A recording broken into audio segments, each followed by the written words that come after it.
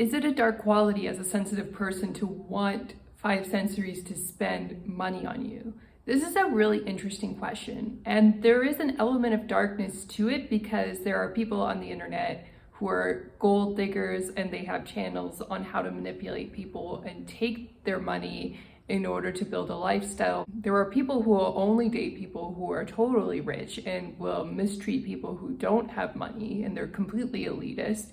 And in that sense, wanting people to spend money on you can be a dark quality. However, on the flip side, people spending money or investment of some kind into you is important actually for a healthy relationship. So it's not a completely dark quality. And what do I mean by that? Well, if you're constantly going out and doing things for free, or you're constantly doing video calls or over the phone calls or messaging, these are great tools because you can get an opportunity to get to know someone on a convenient basis. Maybe you weed out people who are not a good fit for you quickly.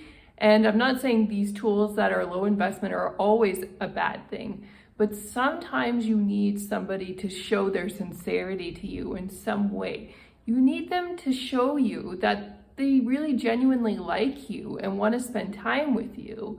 If people are always just calling when it's convenient or coming over at the last minute, and then you realize later that they really didn't invest that much into you at all and they're just looking for fun, then that's not a good thing. So truthfully, looking for somebody to spend money on you is not always a dark quality. It does show some investment, but having said that, it's still not a guarantee that they are seriously interested either, because somebody could be spending money on you and spoiling you just to get what they want and then plan to leave when they're gone. So spending a little bit of money shows some sincerity. It shows some goodwill on the part of the other person that they really want to get to know you. And the more logical person should be the one who's initiating the dates and spending the money, because the sensitive person has a lot more to lose if they get into a negative energetic engagement. And usually the sensitive person, I don't know if I've talked too much about this, it's usually the woman in the relationship. However, not always. There are increasingly more cases where men are proving to be the more sensitive ones in society as women continue to embrace feminism and become more powerful in society. So you can't just assume it's always the woman. It's usually the woman. But having said that, it can be the gentleman if he is a sensitive type, if he is working hard to create world peace, if he is working hard to heal people. He could be a doctor, he could be somebody who is really genuinely trying to stop war. There are certain kinds of men who have this big heart on the planet, and they deserve to be protected as well. And I'm seeing that in cases where male abuse is coming out, and I've watched Baby Reindeer and read some articles about men's shelters becoming a thing. It's worth mentioning that there is a growing segment of sensitive men and that those men deserve to be taken care of and those men deserve to be protected. Having said that, from a general perspective, a lot of men like to embrace logic and competition. They enjoy winning. They enjoy competing with other men, and that gives them a thrill in their workplace. And I would say that's the stereotypical, very common type of man, and there's nothing wrong with that type of man. In fact, that kind of person can be great, and those are the kinds of men that partner really well with sensitive women. And as for sensitive men, they partner extremely well with a more logical woman, a more outgoing, successful career woman. Now, you might wonder what happens when one sensitive person meets another sensitive person. Who should be the one to invest? Should it be the gentleman or the woman? And this is why I don't talk about six sensories pairing with each other that often. Number one, it tends to be rare. Number two, both sensitive people will probably have no problem if there is a genuine pairing and they're both getting along really, really well. Sensitive people who meet other sensitive people do not really need my channel. They will naturally attract and be able to get together.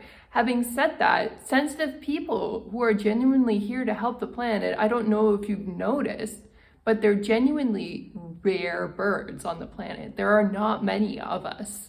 And that's the reason why most of us as sixth sensories need to learn to get along and have relationships with people to a certain extent, either in our work or in our personal life, who are more of the five sensory type. And this doesn't mean that five sensories are always bad either. There are good five sensories on the planet.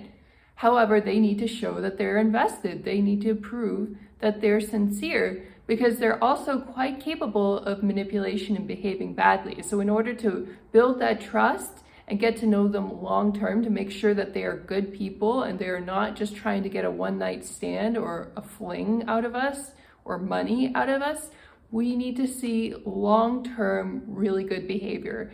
And we can try giving them a little bit of help if they ask for it from us as a sixth sensory, but generally speaking, they either show up doing the things that they're supposed to be doing, or they just don't. And we have to let go and move on as sixth sensories.